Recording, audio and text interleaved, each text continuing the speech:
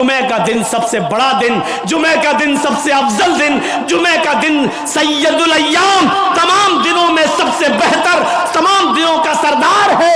دنوں میں سب سے اچھا دن جمعے کا دن ہے، لیکن جمعے کا دن بھی پوری کی پوری عبادت کا دن نہیں ہے۔ سب سے اعلیٰ اور افضل دن جمعے کا ہے، لیکن جمعے کا دن بھی پورا کا پورا صبح سے شام تک اللہ کی عبادت میں نہیں لگا سکتے ہو۔ جب جمعے کی نماز پڑھ لو، جب جمعے کی نماز پوری کر لی جائے، فانتشروا فی الارض، تو ہماری زمین میں پھیل جاؤ، وابتغوا من فضل اللہ، ہم نے جو رزق اتارا ہے اس کو تلاش کرو، محنت کرو، مزدوری کرو، رکشہ چلاؤ، دکان پہ بیٹھو، حلال روزی جو ہم نے اتاری ہے اس کو کماؤ، اور اپنے بیوی بچوں کو کھلاؤ۔ جمعے کا دن سب سے بڑا دن، جمعے کا دن سب سے افضل دن، جمعے کا دن سید الایام، تمام دنوں میں سب سے بہتر، تمام دنوں کا سردار ہے جمعے کا دن۔ لیکن اس کے باوجود اللہ کے رسول نے پورا کا پورا دن عبادت کا نہیں رکھا ہے، اور کیا فرمایا؟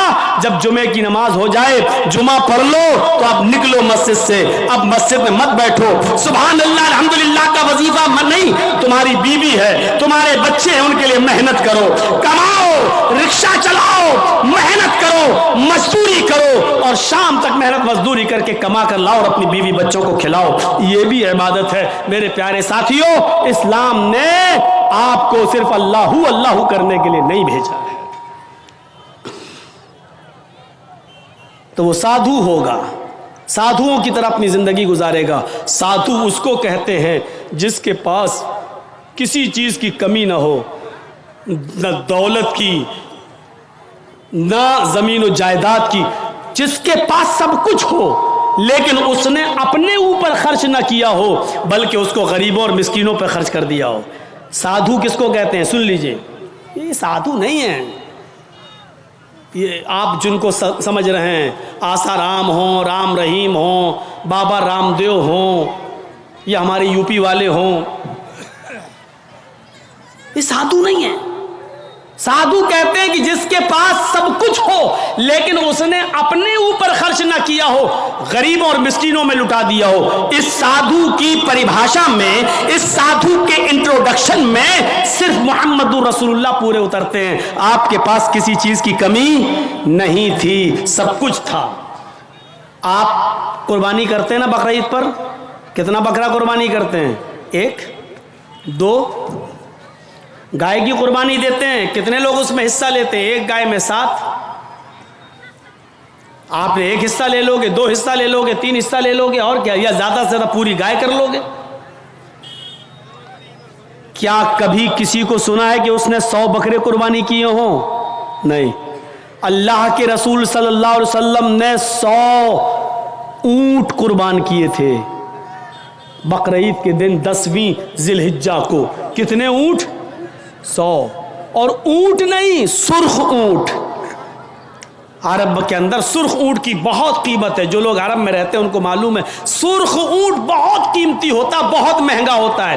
جیسے آپ کے ہاں کوئی بکرا جس کی کھال پر اگر اللہ لکھا ہوا آ جائے یا محمد لکھا ہوا آ جائے تو اس کی قیمت بڑھا دیا جاتا، بڑھ جاتی ہے، 1.5 لاکھ، 2 لاکھ، 2.5 لاکھ۔ ایک مرتبہ میں مارکیٹ میں گیا تو آدمی دکھانے لگا کہ اس میں لکھا ہے محمد لکھا ہے۔ ہم نے کہا چلیے ہوگا، لکھا ہوگا، چلیے قیمت کیا ہے؟ کہتا ہے کہ 2.5 لاکھ۔ میں نے کہا کیوں؟ کہنے لگا محمد لکھا ہے۔ میں نے کہا اچھا ایسا کرو کہ بکرا مجھے دے دو جتنے کا ہے، کھال میں تمہیں دے دوں گا۔ میں کیا کروں گا؟ تو میں نے کہا میں کیا کروں گا؟ کیا اس کھال کو ہم اپنے گھر رکھ سکتے ہیں؟ اس پر بھی غریب کا حق ہے۔ کیا بکرے کو ذبح کرنے کے بعد یہ کھال ہماری 2 لاکھ میں بکے گی، 1.5 لاکھ میں بکے گی؟ کہتا وہ میں نہیں جانتا ہوں، محمد لکھا ہے، 2.5 لاکھ کا بکرا ہے۔ میں نے کہا میں کہہ تو رہا ہوں کہ کھال تو بیچ دینا جتنے کی بکے، بکرا 10,000 میں ہمیں دے دے، 12,000 میں ہمیں دے دے۔ کہنے لگا جائیے مولانا صاحب آپ ہمارا ریٹ کیوں کر رہے ہو؟ لوگوں نے ایک فضول کی بحث بڑھا دی، اس پہ اللہ لکھا ہے تو اس کی قیمت بڑھ گئی، محمد لکھا ہے تو اس کی قیمت، جس پر یہ چیزیں لکھی ہوئی ہیں اور کم کر دو اس کی قیمت۔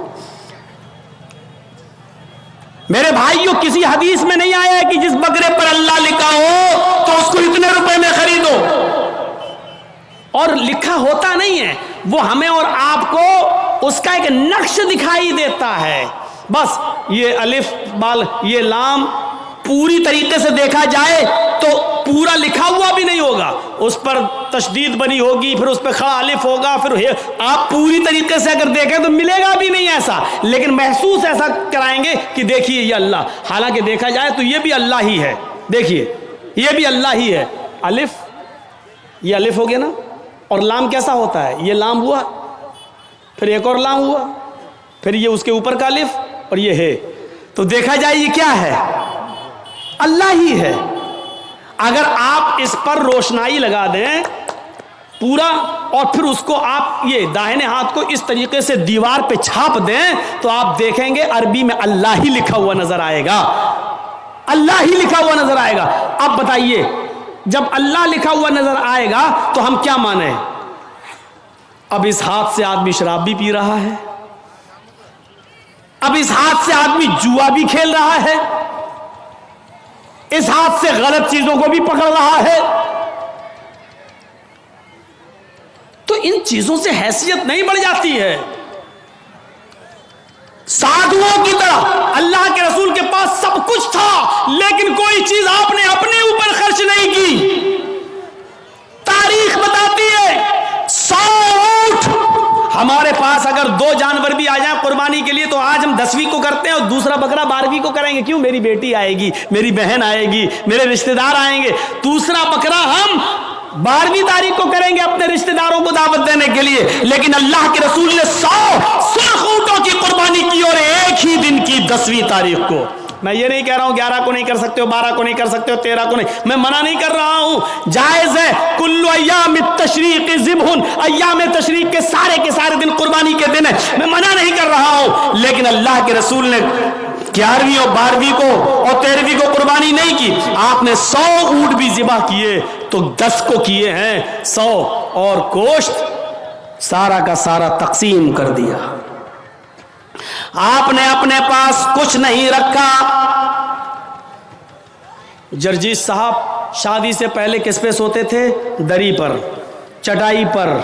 جرجیت صاحب کی شادی ہو گئی، جہیز میں ڈبل بیڈ مل گیا، مسہری مل گئی، بستر مل گیا، شادی کے بعد ہماری سونے کی سٹائل بدل گئی، چلنے کی سٹائل بدل گئی۔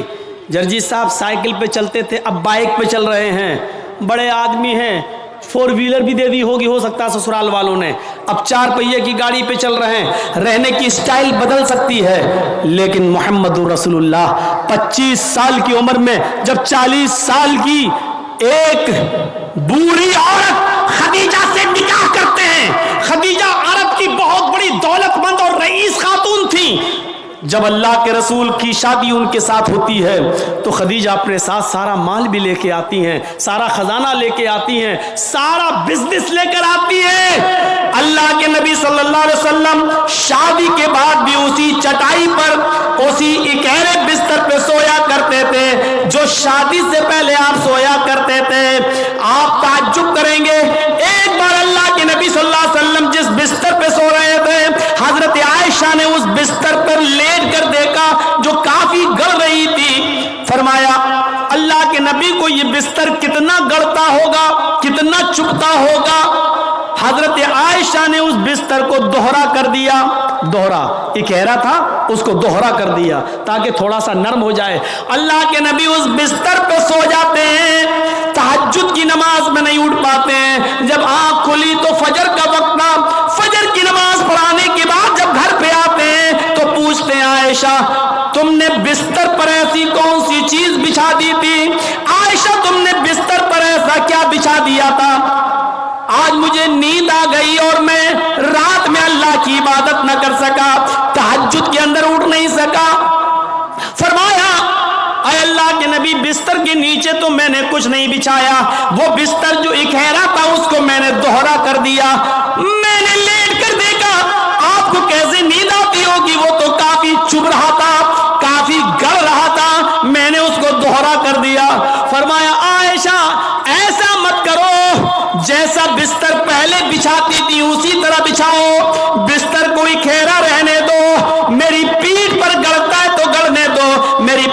چبھتا ہے تو چبھنے دو. جب بستر گڑتا تھا چبھتا تھا تو میری آنکھ کھل جاتی تھی اور میں رات میں اٹھ کر تہجد کی نماز پڑھ لیا کرتا تھا, اللہ کو یاد کر لیا کرتا تھا. عائشہ آئندہ بستر اسی طرح بچھاؤ, میرے لیے آرام کا ایسا انتظام نہ کرو کہ بستر پر مجھے نیند آ جائے اور پھر میں اس رات میں اٹھ کر اللہ کو یاد نہ کر سکوں, اس رات اٹھ کر میں اللہ کو کا ذکر نہ کر سکوں, تہجد کی نماز نہ پڑھ سکوں. عائشہ, اللہ تعالیٰ کو رات کی تاریکیوں میں یاد کرنے کا مزہ کچھ اور ہے جب ساری دنیا سو رہی ہوتی ہے اور میری کروٹ, میری کمر نرم گرم بستروں سے الگ ہوتی ہے اور سجدے میں سر ہوتا ہے, تو اس وقت کا مزہ کچھ اور ہوتا ہے کہ ساری دنیا خواب خرگوش میں مست ہے اور اللہ کا ایک بندہ اپنے رب سے عذاب جہنم کی پناہ مانگ رہا ہے, جنت کا سوال کر رہا ہے, رات کی تاریکی میں اپنا سر سجدے میں رکھ کے اس کو مالک اور اپنے آپ کو اللہ کا غلام بنا رہا ہے. عائشہ, تم نے بستر کو ایسے بچھا دیا کہ اس بستر پر مجھے اتنی نیند آ گئی کہ میں رات کو اٹھ نہیں سکا. عائشہ, مجھے اتنا آرام نہ دو کہ میں رات میں اٹھ کر اللہ کو یاد نہ کر سکوں. رہنے سہنے میں شادی کے بعد بھی کوئی فرق نہیں آیا, یہاں تو شادی کے بعد بستر بدل جاتے ہیں, رہن سہن کی اسٹائل بدل جاتی ہے, رہنے سہنے کا طریقہ بدل جاتا ہے, اس میں پروموشن ہو جاتا ہے, ترقی ہو جاتی ہے. لیکن محمد رسول اللہ کی زندگی پہ نظر ڈالو کہ اللہ کے نبی نے شادی سے پہلے جس بستر پہ لیٹتے تھے شادی کے بعد بھی اسی بستر پر, جبکہ خدیجہ کی دولت نبی کے قدموں پہ تھی, لیکن اللہ کے نبی نے خدیجہ کی دولت کو اپنے اوپر استعمال نہیں کیا. خدیجہ جو دولت لے کر آئی اس دولت کو بھی اللہ کے رسول نے دین کے کام میں غریبوں اور مسکینوں میں لٹا دیا. میرے بھائیوں, ہمیں دیکھنا ہے کہ سادھو کون ہے. سادھو اس کو کہتے ہیں جس کے پاس سب کچھ ہو, دولت کی کمی نہ ہو, لیکن اس نے اپنے اوپر کوئی چیز خرچ نہ کی ہو, سب غریبوں اور مسکینوں میں لٹا دیا ہو. اس تعریف کا صحیح حقدار صرف جناب محمد رسول اللہ صلی اللہ علیہ وسلم ہے. آپ کے پاس کس چیز کی کمی تھی؟ لوگ کہتے بہت غریب تھے, یہ تھے, نہیں, اللہ کے رسول سے زیادہ کوئی امیر تھا؟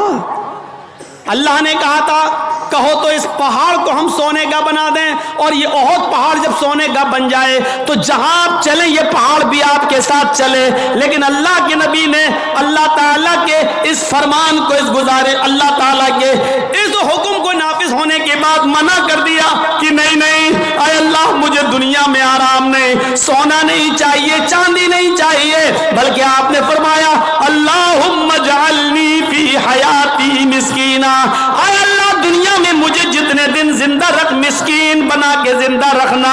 اے اللہ جب مجھے موت آئے تو حالت مسکینی میں مجھے موت آئے, اور اے اللہ کل قیامت کے دن جب میں اٹھایا جاؤں تو فقیروں میں اور مسکینوں ہی میں اٹھایا جاؤں. یہ اللہ کے رسول کی دعا تھی, جبکہ اللہ تعالیٰ تو احد پہاڑ کو سونے کا بنانے کے لیے تیار تھا. نبی اکرم جہاں چلتے پہاڑ آپ کے ساتھ ساتھ چلتا, لیکن اللہ کے رسول نے پہاڑ کو سونے کا بنانے سے منع کر دیا اور کہا کہ مجھے دنیا کے عیش و آرام نہیں چاہیے.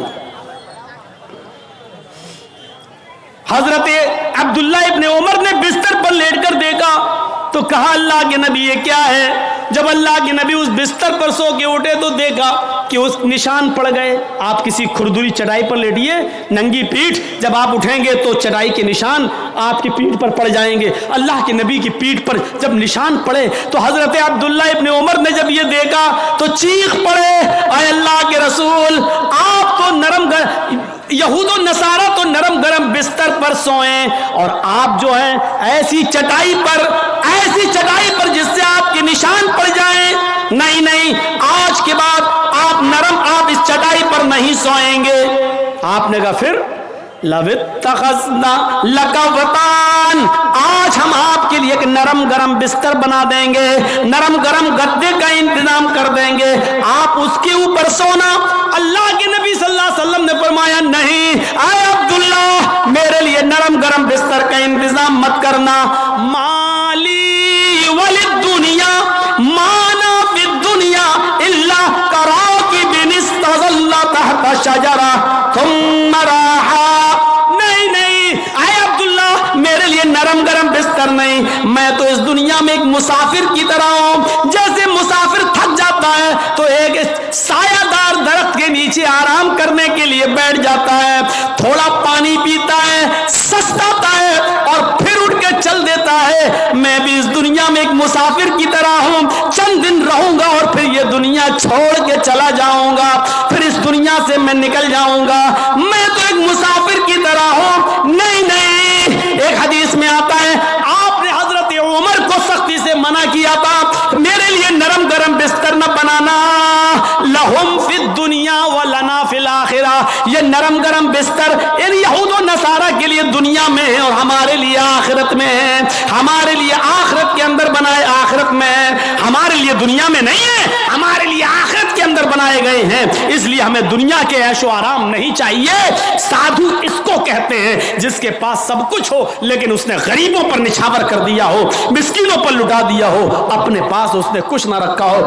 آسنا سادھوت منم, جو سادھوؤں کی طرح اپنی زندگی گزارے گا. اشٹرو گڑا, اور اس کے اندر 8 خوبیاں پائی جائیں گی. اب 8 خوبیاں بھی دیکھ لو کس کے اندر تھی.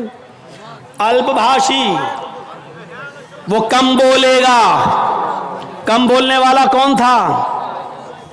پوری زندگی آپ پڑھ جائیے, محمد الرسول اللہ صلی اللہ علیہ وسلم سے زیادہ کم بولنے والی شخصیت آپ کو نہیں ملے گی. ضرورت کے وقت بولنا اور اتنا بولنا جتنی ضرورت ہے, اس سے زیادہ نہیں. یہ ہمارے اور آپ کے یہاں کا ماحول ہے, کوئی زیادہ بول رہا ہے, کوئی کم بول رہا ہے. اللہ کے رسول اتنا ہی بولا کرتے تھے جتنی ضرورت ہے. کبھی کبھی تو ایسا ہوتا تھا کہ پورا جواب بھی نہیں دیتے تھے. کم بولنے کا حال یہ تھا کہ ایک مرتبہ کچھ یہودی اللہ کے نبی کے پاس آئے. مسلم شریف کتاب السلام پڑھیے چیپٹر. نبی اکرم کے گھر پہ آئے, دروازے کو دستک دی, اللہ کے رسول نے دروازہ کھولا. یہودیوں نے سلام کیا, در حقیقت وہ سلام نہیں تھا بلکہ اس سلام کے اندر چھپی ہوئی بد دعا تھی. ان یہودیوں نے آتے ہی کہا السلام علیکم یا رسول اللہ, السلام علیکم. کیا کہا؟ السلام علیکم, لیکن کہا ایسے السلام علیکم یا رسول اللہ. اے اللہ کے رسول آپ پر موت ہو. السلام علیکم نہیں کہا انہوں نے, سلامتی ہو, بلکہ کیا کہا؟ السلام علیکم, موت ہو آپ پر, برباد ہو جائیں آپ. تو اللہ کے رسول صلی اللہ علیہ وسلم سمجھ گئے, آپ نے سن لیا. ان یہودیوں نے السلام علیکم نہیں کہا بلکہ ان یہودیوں نے کیا کہا؟ السلام علیکم. تو اللہ کے رسول نے اتنا کم جواب دیا, مختصر, چونکہ آپ کم بولتے تھے, آپ نے اس کا بہت ہی شارٹ میں جواب دیا وعلیکم. یہودی جھلملا گئے. یہودیوں نے کہا السلام علیکم, موت ہو آپ پر. آپ نے اس کے جواب میں صرف اتنا کہا وعلیکم, تم پر ہو. یعنی جو تم مجھ پر بھیج رہے ہو وہ تم پر ہو. حضرت عائشہ نے جب سنا تو انہوں نے اندر سے پردے کی اوٹ سے چیختے ہوئے کہا وعلیکم السلام یا یہود ولعنت اللہ. اے یہودیو, میرے شوہر پر تم موت بھیجتے ہو, تم پر موت ہو اور اللہ کی لعنت ہو. تو اللہ کے رسول نے حضرت عائشہ کو ڈانٹا تھا اور کہا تھا عائشہ یہ تم نے غلط کیا, عائشہ تمہیں ایسا نہیں کرنا تھا. حضرت عائشہ نے کہا اللہ کے رسول آپ نے سنا نہیں, آپ پر موت بھیج رہے ہیں وہ. اللہ کے نبی نے کہا عائشہ کیا تم نے سنا نہیں, میں نے ان کو کیا جواب دیا؟ انہوں نے کہا السلام علیکم, میں نے کہہ دیا وعلیکم. جو انہوں نے مجھ پر بھیجا میں ان کو بھیج چکا ہوں, میں ان کو بول چکا ہوں. تم نے اپنی طرف سے زیادتی کی ہے, غلط کیا, جاؤ معافی مانگو تم. میرے پیارے ساتھیوں, تصور کریں آپ اللہ کے نبی کتنا کم بولتے تھے. کم بولنے کو اپنی عادت بنائیے, ضرورت کے تحت بولیے, کیونکہ زبان سے ہی اکثر گناہ ہوتے ہیں. زیادہ زبان استعمال کرو گے پھسلے گی. اس لیے حضرت ابو بکر صدیق کبھی کبھی کان میں مسواک لگاتے تھے. یہ مسواک, نماز کا ٹائم ہوا, مسواک کیا, پھر کان میں لگا لیا. اس مسواک کو ایک بار اپنے داہنے ہاتھ میں پکڑے اور زبان کھینچ رہے تھے ایسے, اور مسواک زبان پہ مار رہے تھے ایسے. حضرت عمر نے کہا یہ کیا کر رہے ہو؟ کہا اس زبان کو سزا دے رہا ہوں. کہا کس بات کی؟ یہی زیادہ بولتی ہے, اس کو اوقات میں رکھ رہا ہوں, اس کو بتا رہا ہوں. دیکھ میری پٹائی لگے گی اس مسواک سے. ایسا میں اس لیے کر رہا ہوں تاکہ زبان ہماری کنٹرول میں رہے, کیونکہ اکثر لوگ جہنم میں زبان کی وجہ سے جاتے ہیں. یہی وجہ تھی کہ اللہ کے نبی صلی اللہ علیہ وسلم نے جنت میں جانے والے لوگوں کی جب ایک لسٹ تیار کی تو ان نوجوانوں کو نہیں بھولا. فرمایا, آئے نوجوانوں, تم مجھے 2 چیزوں کی ضمانت دو, تم مجھے 2 چیزوں کی ضمانت دو, میں تمہیں جنت کی ضمانت دیتا ہوں. من یضمن لی, کون ہے جو مجھے 2 چیزوں کی ضمانت دیتا ہے؟ تم مجھے 2 چیزوں کی گارنٹی دو, میں تمہیں جنت کی گارنٹی دیتا ہوں. صحابہ نے پوچھا, اللہ کے نبی وہ 2 چیزیں کیا ہیں؟ آپ نے فرمایا, الفم والفرج, ایک منہ, ایک زبان, اور دوسری شرمگاہ یعنی زناکاری. تم مجھے ان 2 چیزوں کی ضمانت دے دو کہ میں زبان سے جو بھی بولوں گا سچ بولوں گا, کبھی جھوٹ نہیں بولوں گا, کبھی کسی کی غیبت نہیں کروں گا, کبھی کسی کی برائی نہیں کروں گا, کبھی کسی کی چغلی نہیں کروں گا, کبھی کسی کو تکلیف نہیں پہنچاؤں گا. اور دوسری اس بات کی گارنٹی دے دو کہ میں کسی کی ماں بہن بیٹی پر غلط نظر نہیں ڈالوں گا, اور اس کو کبھی غلط نظر سے نہیں دیکھوں گا, زنا نہیں کروں گا. تم اپنی ان 2 چیزوں کی ضمانت دے دو, جو مجھے ان 2 چیزوں کی ضمانت دے گا میں اس کو جنت کی ضمانت دیتا ہوں, یعنی وہ میرے ساتھ جنت کے اندر جائے گا.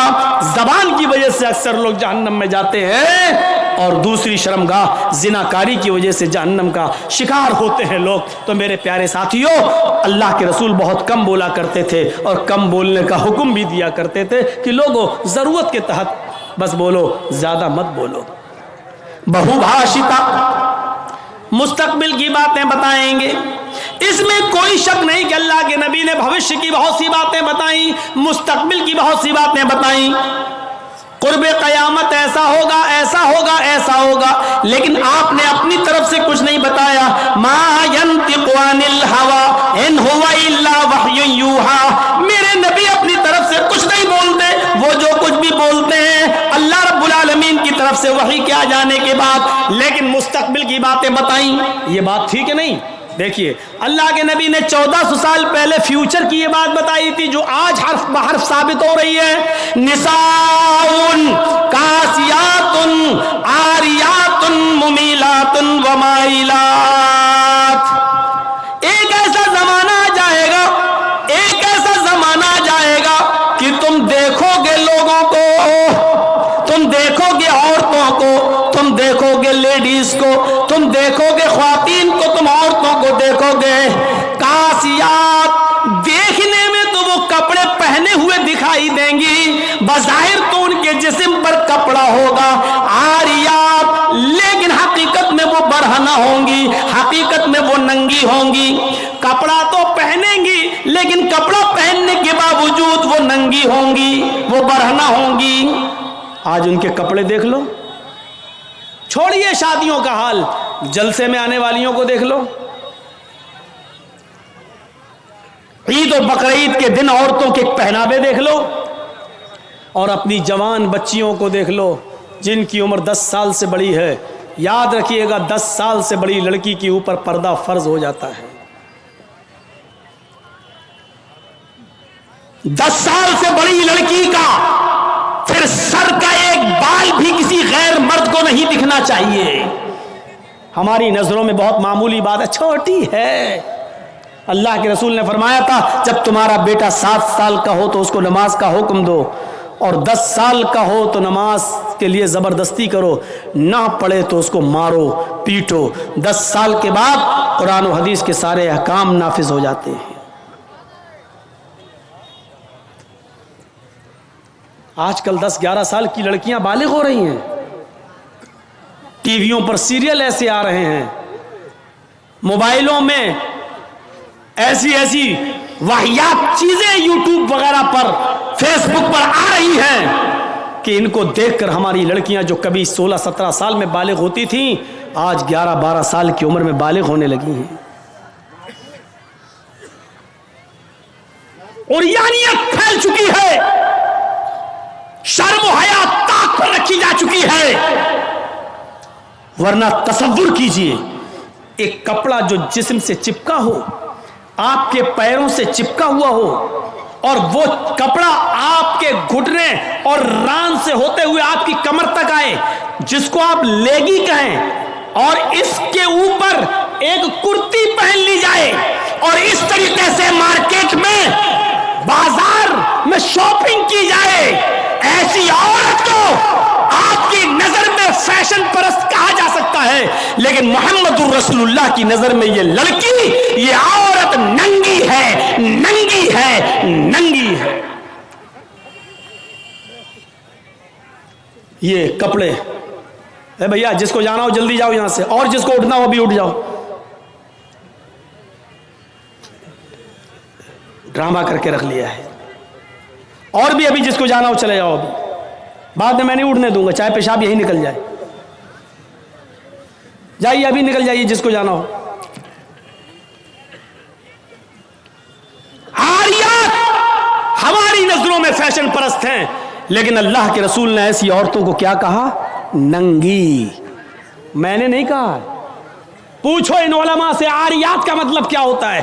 کاسیات کپڑے پہنیں گی، عاریات لیکن ننگی ہوں گی۔ ایسی عورتوں کے بارے میں کہا ہے ننگی ہوں گی۔ یہ ہاف آستینوں کے کپڑے یہاں چل رہے ہیں، یہ کھلا ہوا ہے۔ ساڑیاں چل رہی تو ایسی کہ یہاں تک کا بلاؤز پہنے ہوئے ہیں، یہ کھلا ہے، پیٹ کھلا ہوا ہے۔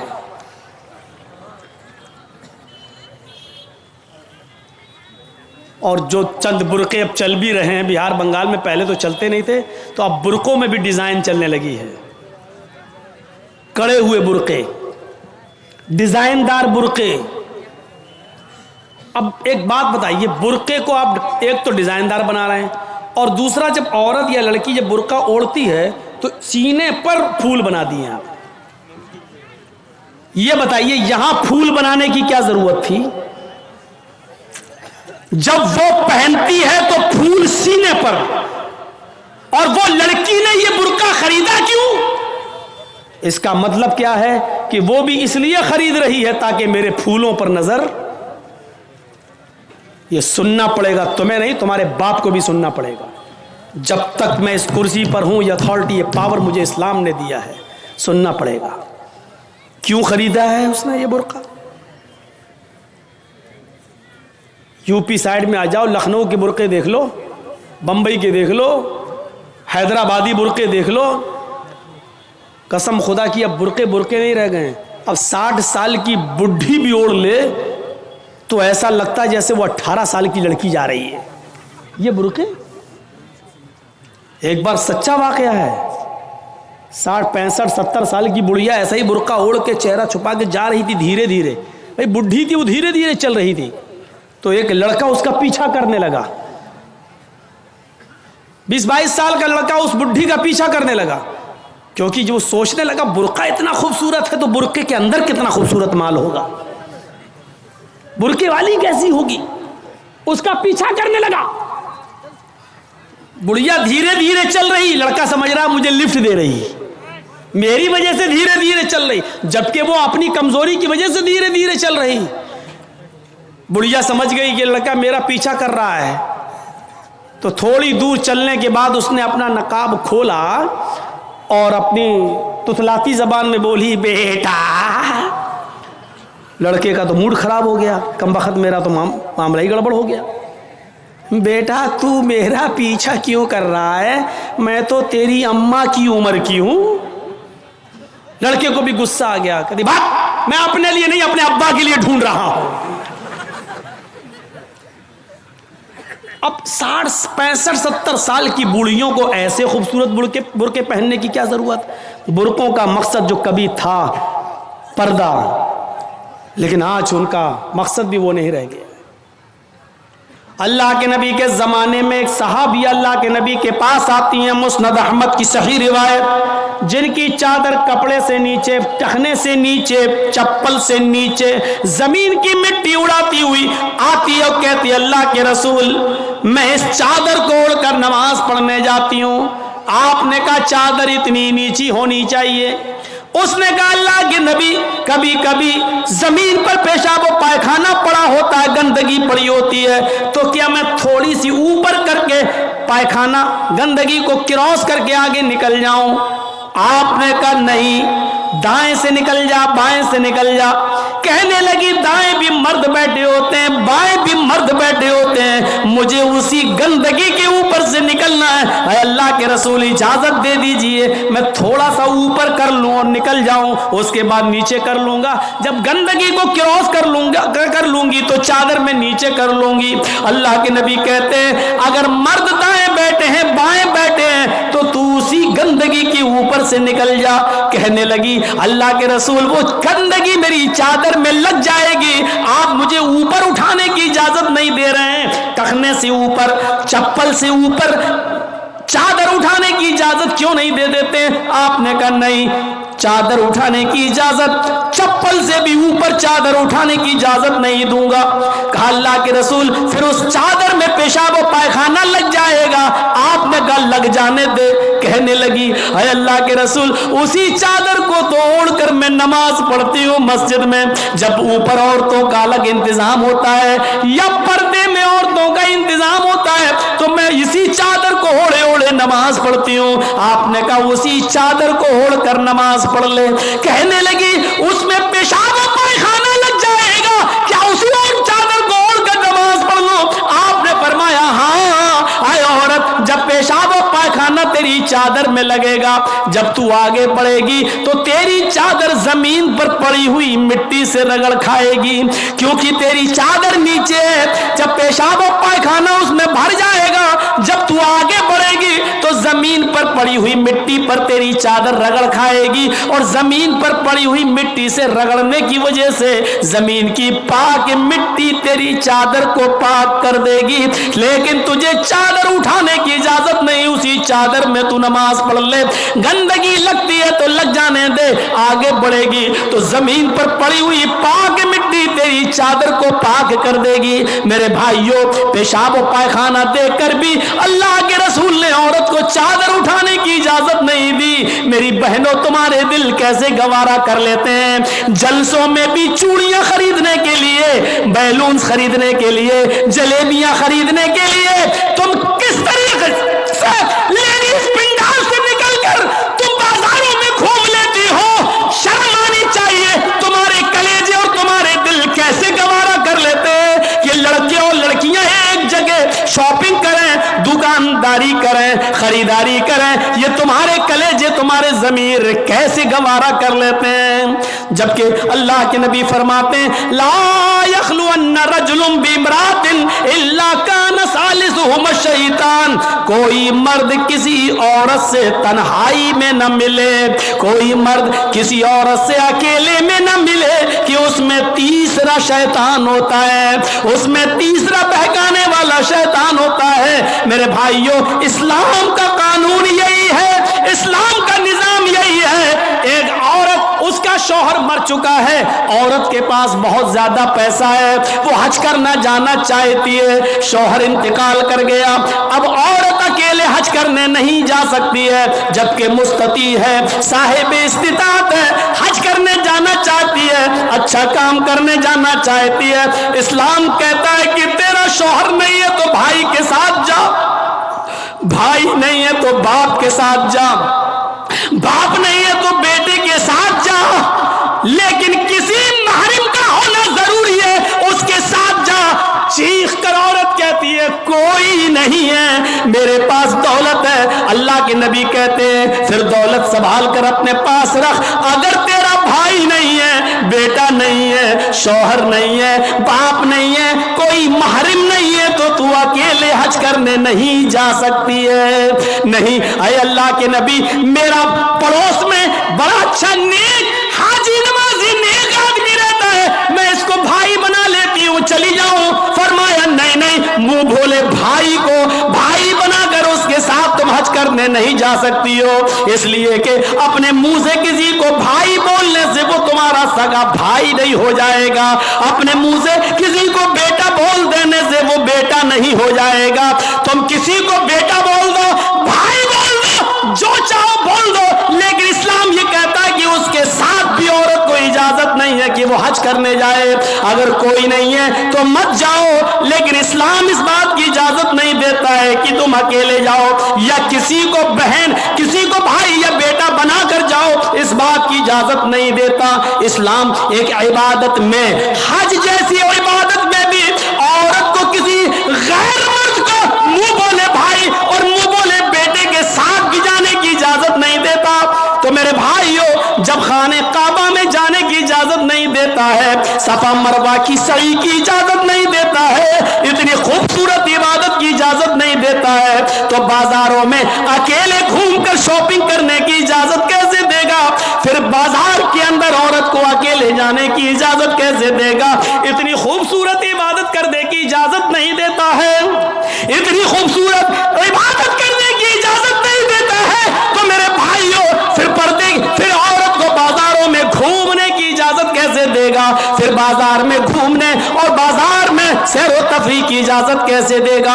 ہماری ماں بہنوں کو اس بات کو سوچنا چاہیے، غور کرنا چاہیے، سنجیدگی سے اس کو لینا چاہیے۔ ایک زمانہ تھا، حضرت فاطمہ کہہ رہی ہیں، اے علی میں اتنی بیمار ہوں، اتنی بیمار ہوں، لگتا نہیں کہ اس بیماری میں بچ پاؤں گی۔ اے علی اگر مجھے کچھ ہو جائے، اگر میرا انتقال ہو جائے، اے علی تو مجھے دن کے اجالے میں دفنانے مت لے جانا، رات کی تاریکی میں عشاء کی نماز کے بعد مجھے قبرستان میں دفن کرنا۔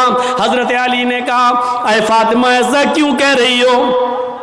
اگر تمہارا انتقال صبح فجر کے بعد ہو تو کیا عشاء تک ہم تمہارے جنازے کو رکھیں گے، مٹی کو رکھیں گے؟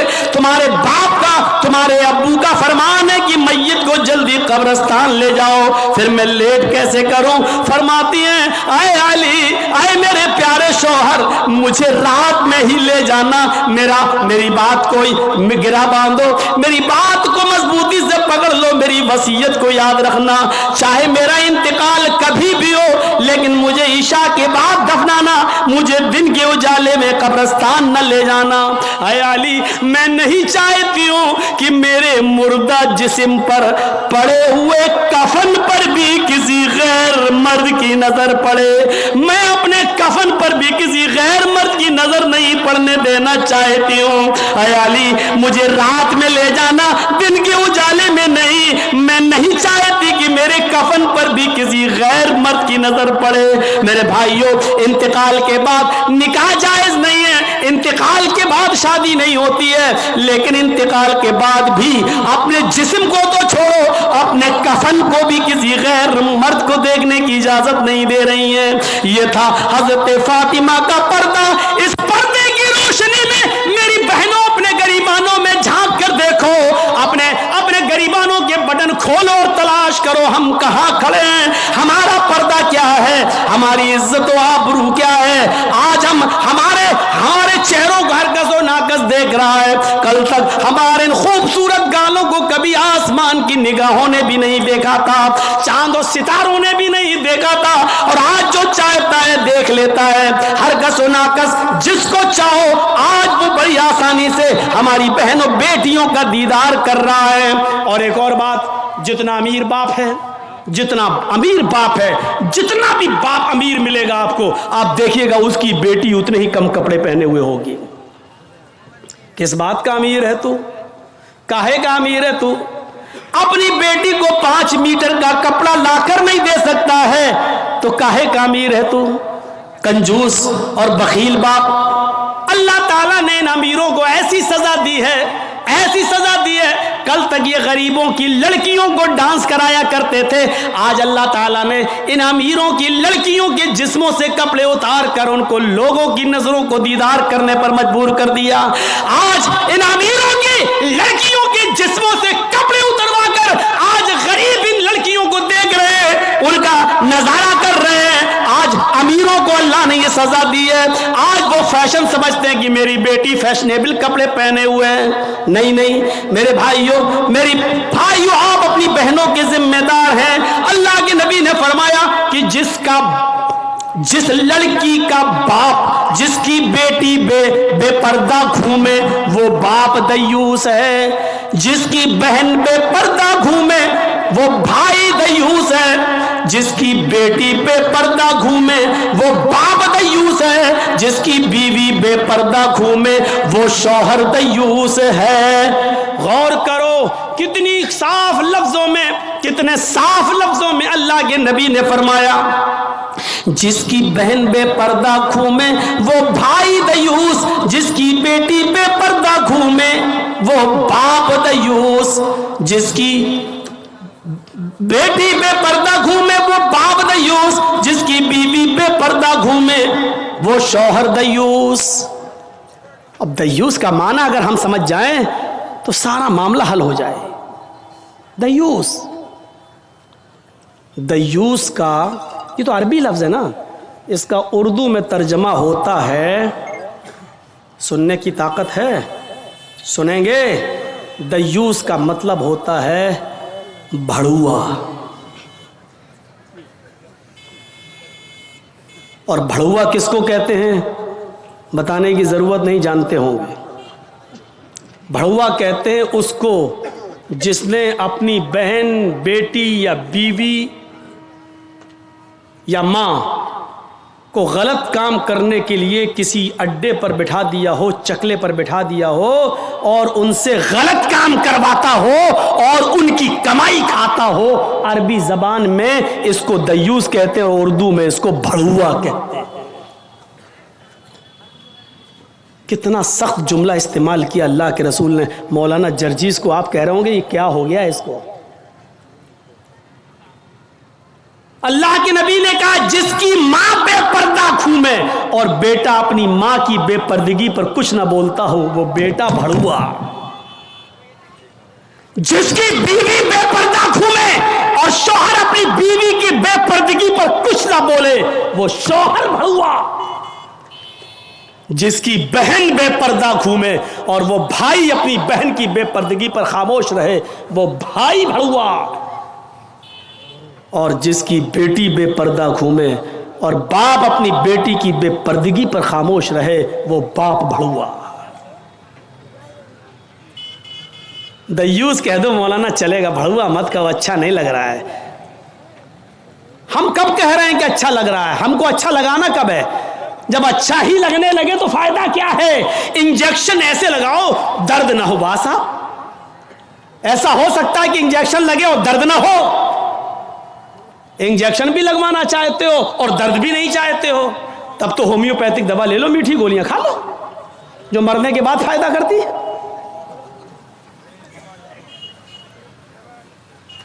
ہومیوپیتھک دوا کے بارے میں یہی مشہور ہے، بہت لیٹ فائدہ کرتی ہے، تو ہم نے کہہ دیا مرنے کے بعد فائدہ کرتی ہے۔ لیکن سسٹم مل جائے تو جادو کی طرح بھی فائدہ کرتی ہے، بہت جلدی بھی کرتی ہے۔ تو جب آپ کو میٹھی گولیاں ہی کھانا ہے ہومیوپیتھک دوا تو پھر مت کراؤ تقریریں، اور تقریر کرا رہے ہو تو سنو، سننا پڑے گا۔ کتنے لوگ ہیں آج جو اپنی بیوی کی بے پردگی پر سوال اٹھاتے ہیں؟ کتنے ایسے ہیں جن کی بیٹیاں آج بے پردہ گھومتی ہیں اور وہ باپ اپنی بیٹیوں کو ڈانٹتے ہیں؟ اگر ماں باپ اپنی بیٹیوں کو صحیح سے ذمہ داری نبھانے لگے تو آج ایک بھی لڑکی کے پاس اینڈرائڈ موبائل نہ ہو۔ ہماری 18-20 سال کی لڑکی جس کی شادی نہیں ہوئی گھر پہ رہتی ہے، اس کے ہاتھ میں اینڈرائڈ موبائل چیخ چیخ کے بتا رہا ہے کہ باپ کی تربیت میں کمی ہے، باپ اپنی بیٹی پر پورا کا پورا حکمراں نہیں ہے، حاکم نہیں ہے، یا یہ کہہ رہا ہے بیٹی کے ہاتھ میں وہ اینڈرائڈ موبائل چیخ چیخ کے کہہ رہا ہے، یہ باپ نہ کہہ رہا ہے، بیٹی کے آگے باپ کی نہیں چل رہی ہے، باپ مجبور ہو چکا ہے۔ میرے بھائیوں، اگر باپ مجبور نہ ہوتا تو بیٹی کے ہاتھ میں اینڈرائڈ موبائل نہیں ہوتا۔ کیا ضرورت ہے بیٹی کے ہاتھ میں دینے کی؟ وہ تو گھر میں رہتی ہے، کیوں چلائے گی صاحب؟ آپ کی بیٹی 18-20 سال کی کیوں فیس بک چلائے گی؟ کیوں واٹس ایپ چلائے گی؟ کیوں میسنجر چلائے گی؟ اور آپ کیسے اپنی بیٹی کو فیس بک اور میسنجر اور واٹس ایپ چلانے کے لیے ڈھیل دے سکتے ہیں؟ کیسے؟ آپ کا یہ دل کیسے گوارا کر لیتا ہے؟ آپ ذمہ دار ہیں۔ ہماری یہ بیٹیاں کل بچوں کی مائیں بنیں گی، شادی کے بعد ان کو اپنے بچوں کی تربیت کرنا ہے. ماں کے قدموں کے نیچے جنت بتائی گئی ہے. حالانکہ یہ کوئی حدیث نہیں ہے، ایک مقولہ ہے، لیکن بچے اپنے ماں کے قدموں کے نیچے جنت کیسے ڈھونڈیں؟ یہ آج کل کی ماں کے قدموں کے نیچے جنت ہے؟ جس کو خود نہیں معلوم کہ قدم میرے کہاں ہیں، اس کے قدموں کے نیچے بچے جنت ڈھونڈیں گے؟ ہمیں سوچنا ہے، ہمیں اپنی بیٹیوں کی تربیت کرنا ہے. امام احمد ابن حنبل اپنی مسند کے اندر ایک واقعہ نقل کرتے ہیں کہ ایک صحابیہ تھی، ان کے گھر میں ایک بچہ پیدا ہوا. ایک صحابیہ تھی، ان کے گھر میں ایک بچہ پیدا ہوا. جب بچہ پیشاب کرتا تھا تو وہ پانی کا لوٹا اس بچے کی شرمگاہ پہ ڈال دیتی تھی. جیسی بچے نے پیشاب کیا وہ پانی لاتی اور شرمگاہ پہ ڈال دیتی. وہ صحابیہ کہتی ہیں میرا بیٹا جب چلنے کے لائق ہوا، پہلا دن تھا اس کا چلنے کا، پہلا دن تھا میرے بیٹے کے چلنے کا، پہلا دن تھا میرا بیٹا کھڑے ہو گیا. جب چلا، میرے بیٹے کو جب پیشاب کی ضرورت محسوس ہوئی تو اس نے پانی کا برتن دیکھنا شروع کر دیا. ماں کہتی ہے کہ میں دیکھ رہی تھی اپنے بیٹے کو، جب بھی وہ پیشاب کرتا تھا تو میں پانی اس کی شرمگاہ پہ ڈال دیتی تھی. آج دیکھتی ہوں میرا بیٹا چل رہا ہے، دیکھتی ہوں یہ کیا کرتا ہے. جب بیٹا پہلا دن چلنے کے لائق ہوا، پہلا دن تھا، تو بیٹے نے پانی کا پیالہ اٹھایا اور دونوں ہاتھ سے پکڑ کر دھیرے دھیرے چلا اور ایک کونے میں جا کر بیٹھ گیا، پیشاب کیا اور پیشاب کرنے کے بعد وہ پانی کا پیالہ اپنی شرمگاہ پہ ڈالنے لگا. اس کو استنجا کرنا نہیں آتا تھا، اس کو دھونے کا تمیز بھی نہیں معلوم تھا، اس کو پتہ ہی نہیں، لیکن وہ ویسا ہی کر رہا ہے جیسی اس کی ماں نے اس کو بتایا. جیسے اس کی ماں اس کے ساتھ کر دیتی تھی، وہ پانی کا پیالہ اٹھا کر اپنی شرمگاہ پہ ڈال لیا اور خالی پیالہ لے کر اپنی ماں کے پاس آ گیا. ماں کی آنکھوں میں آنسو آ گئے، آسمان پر نظر ڈال کر کہتی ہے فزت برب الکعبہ، کعبے کے رب کی قسم میں کامیاب ہو گئی، اللہ کی قسم میں کامیاب ہو گئی. اپنے بچے کو جو سکھانا چاہتی تھی میرے بچے نے وہ سیکھ لیا. میں اپنے بچے کو جو تربیت دینا چاہتی تھی میرے بچے نے وہ تربیت حاصل کر لی. مجھے امید ہے کہ میرا بچہ کبھی ناپاک نہیں رہے گا. میرا بچہ جب بھی پیشاب کرے گا تو پانی ضرور لے جائے گا اور استنجا کرے گا. اس زمانے کی مائیں اپنے بچوں کو بچپن سے یہ عادتیں ڈلواتی تھی، اور آج کل کی ماں دیکھ لو اپنے بچے کا انڈر ویئر نیکر اتار کر کہتی بیٹا یہاں کھڑے ہو کے پیشاب کر لے. یہ مائیں اپنے بچوں کو کیا تربیت دیں گی؟ جبکہ نیپولین نے کہا تھا کہ مدرس لیپ از فرسٹ کالج.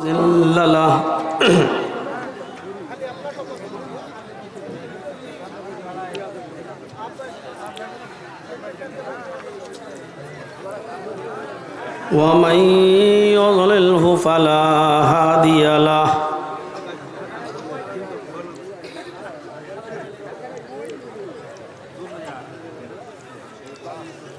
وَأَشْهَدُ أَن لَّا إِلَٰهَ إِلَّا اللَّهُ وَحْدَهُ لَا شَرِيكَ لَهُ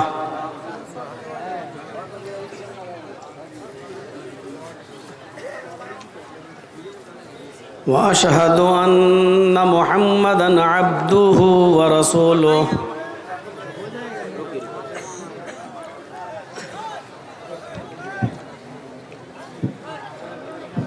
أما بعد فإن خير الحديث كتاب الله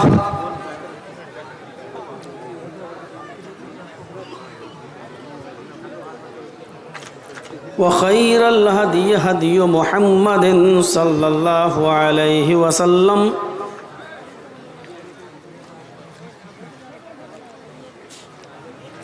وشر الأمور محدثاتها وكل محدثة بدعة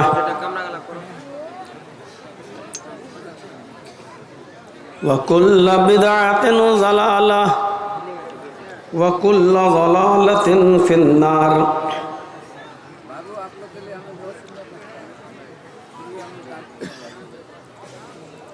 أعوذ بالله من الشيطان الرجيم.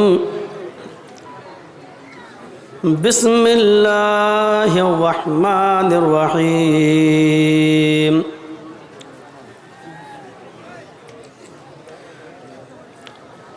وَإِذْ أَخَذَ اللَّهُ مِيثَاقَ النَّبِيِّينَ لَمَا آتَيْتُكُم مِّن كِتَابٍ وَحِكْمَةٍ ثم جاءكم رسول مصدق لما معكم لتؤمنن به ولتنصرنه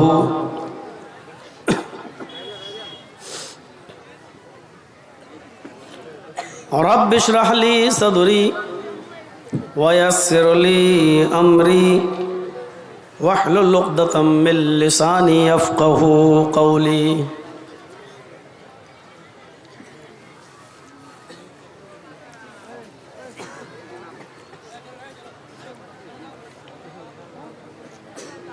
اسٹیج پر بیٹھے ہوئے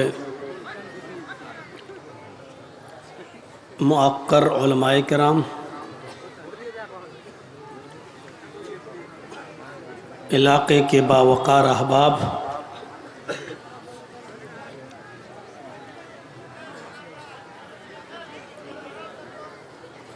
ڈسٹرکٹ کشن گنج اور اس کے اطراف و اکناف سے تشریف لائے ہوئے معزز سامعین حضرات، پردہ نشین اسلامی خواتین، پیاری ماں اور بہنوں،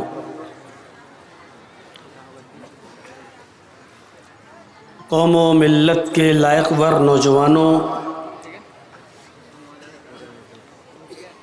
مستقبل کے ہونہار عزیز بچوں،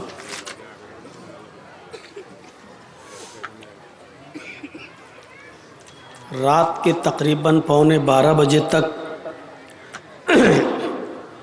مختلف عناوین پر مختلف علماء سے ان کے لب و لہجے میں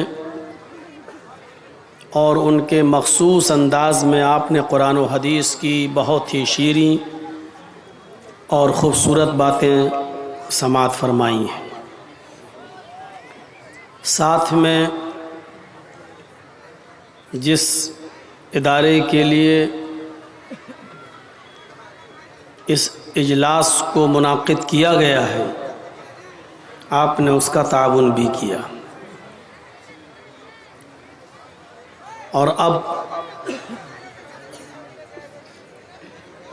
جس وقت کی امید تھی، اسی وقت کے تحت جو ہم کو وقت ملا، اب آپ مجھے بھی سن رہے ہیں. اللہ رب العالمین ہم سب کو سننے سے زیادہ عمل کی توفیق عطا فرمائے.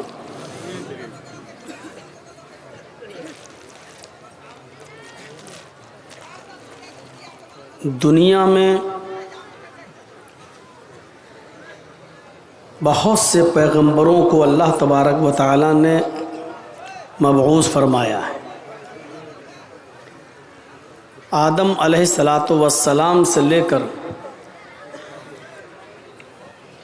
عیسیٰ علیہ السلام تک جتنے بھی نبی آئے، یہ پیغمبر اپنی قوم کے اندر، اپنے سماج کے اندر کسی خاص مذہب اور کسی خاص طبقے کے پیغمبر بن کر آئے تھے. کوئی کسی قوم کے لیے تھا، کوئی کسی بستی کے لیے تھا، لیکن آخر میں محمد الرسول اللہ صلی اللہ علیہ وسلم کو جو خاتم النبیین کی حیثیت سے بھیجا گیا، تو وہ کسی خاص قوم کے لیے نہیں، کسی خاص قبیلے کے لیے نہیں، کسی خاص برادری کے لیے نہیں، بلکہ ساری کائنات کے لیے نبی بنا کر بھیجا ہے. اور نبی اکرم کی زبان سے اس بات کا اعلان کرا دیا کہ کہہ دو انا خاتم النبیین لا نبی بعدی، میں آخری نبی ہوں اور میرے بعد اب کوئی دوسرا نبی نہیں آئے گا. اس سے ظاہر ہے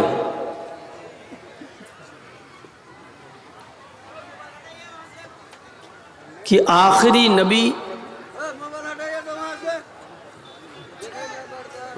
وہی کام آپ لوگ کرتے ہیں جس کو 50 بار منع کیا جا چکا ہے. اپنی حرکت سے باز آتے ہی نہیں ہیں آپ لوگ.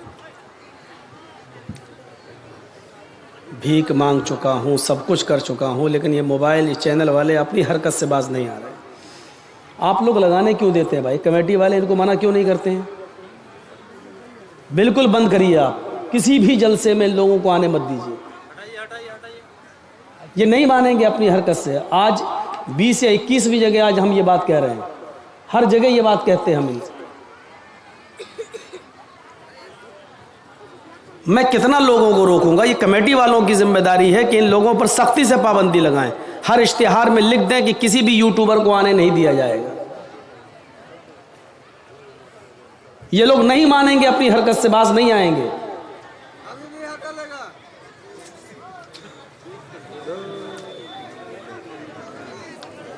یہ کر دیجئے، تھوڑا نیچے کر دیجئے بھائی، نیچے کر دیجئے.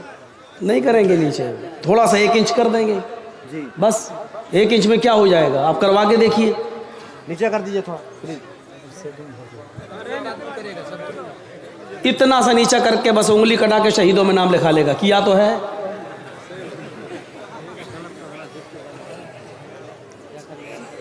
جلسے والوں کی کوئی حیثیت ہی نہیں، کمیٹی کی کوئی حیثیت نہیں، بس انہی کے باپ کا راج چل رہا ہے یوٹیوبر والوں کا.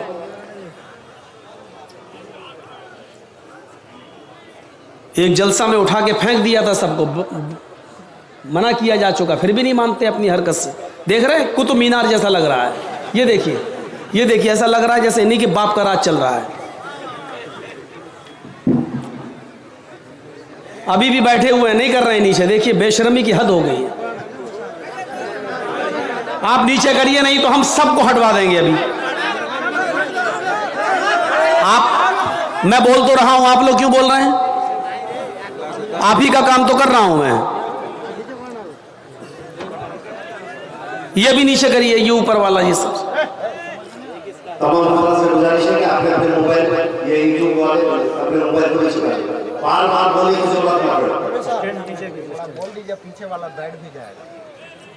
آپ لوگ تھوڑا سا بیٹھ جائیے. بھائی ایک بات کو سن لیجیے، فٹافٹ کیجیے. جہاں جس کو جگہ مل رہی ہے بیٹھ جائے. تو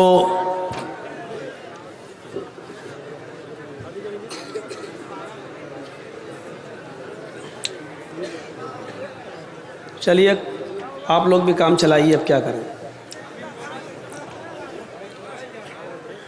تو میں عرض یہ کر رہا تھا کہ اس بات سے پتہ چلتا ہے کہ محمد الرسول اللہ صلی اللہ علیہ وسلم کو اللہ تعالیٰ نے کسی خاص قوم کے لیے نہیں، خاص قبیلے کے لیے نہیں، خاص برادری کے لیے نہیں، بلکہ ساری انسانیت کے لیے نبی بنا کر بھیجا ہے. آپ سب کے نبی ہیں. کوئی شخص نبی اکرم پر صرف اپنی دعوے داری نہ ٹھوکے کہ محمد رسول اللہ مسلمانوں کے نبی ہیں. نہیں، سب کے نبی ہیں، سب کے رسول ہیں. جنہوں نے ایکسپٹ کیا، ایمان لائے، ان کے بھی ہیں. جنہوں نے نہیں کیا، آپ ان کے بھی ہیں. محمد رسول اللہ سے پہلے جو آئے تھے وہ خاص قبیلے کے لیے تھے، خاص قوم کے لیے تھے. جیسا کہ بائبل میں لکھا ہوا ہے، عیسیٰ علیہ السلام نے، جیسس نے کہا تھا کہ میں اپنی قوم کی کھوئی ہوئی بکریوں کو تلاش کرنے کے لیے بھیجا گیا ہوں. عیسیٰ علیہ السلام نے کلیئر کیا کہ میں اپنی قوم کی، اپنی برادری کی، اپنی ذات کی، اپنے سموہ کی کھوئی ہوئی بکریوں کو، یعنی سب کے لیے نہیں، صرف اپنی قوم کی کھوئی ہوئی بکریوں سے مراد گمراہ، راستے سے بھٹکے ہوئے لوگ جو غلط راستے پر چل پڑے تھے، میں ان لوگوں کو راہ راست پر لانے کے لیے بھیجا گیا ہوں. कोई नबी मोहम्मद रसूलुल्लाह को छोड़कर कोई नबी पूरी कौम, पूरी दुनिया के लिए, पूरी कायनात के लिए नहीं था। कोई किसी ख़ास कौम के लिए था, कोई किसी ख़ास बरादरी के लिए था, लेकिन मोहम्मद रसूलुल्लाह को कहा गया वमा अरसलनाका इल्ला रहमतल लिल आलमीन। ऐ मोहम्मद सल्लल्लाहु अलैहि वसल्लम, हमने आपको संपूर्ण जगत के लिए, सारी कायनात के लिए रहमत बनाकर भेजा है। आप सिर्फ मुसलमानों के नबी नहीं है और सिर्फ मुसलमानों के लिए रहमत बनकर नहीं आए। आपकी रहमत आम है।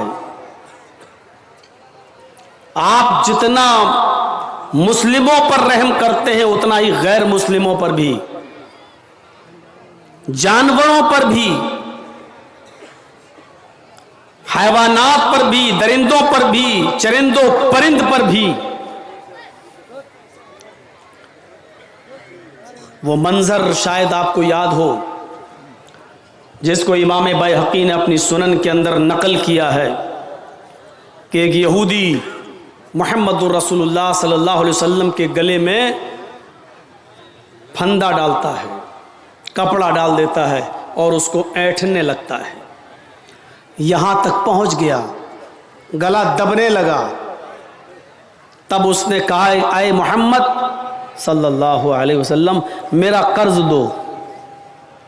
आपने जो कर्ज लिया था मुझसे वो मेरा कर्ज वापस करो। अल्लाह के नबी सल्लल्लाहु अलैहि वसल्लम ने जो जवाब दिया उसको सुनिए। आए यहूदी, मैंने 1 हफ्ते के लिए कर्ज लिया था और मैंने ये वादा किया था कि 1 हफ्ता पूरा होगा तो मैं तुम्हारा कर्ज अदा कर दूंगा। आज 5वां दिन है, अभी वादे को पूरा होने में 2 दिन बाकी हैं। 2 दिन के अंदर अंदर मैं तुम्हारा कर्ज दे दूंगा।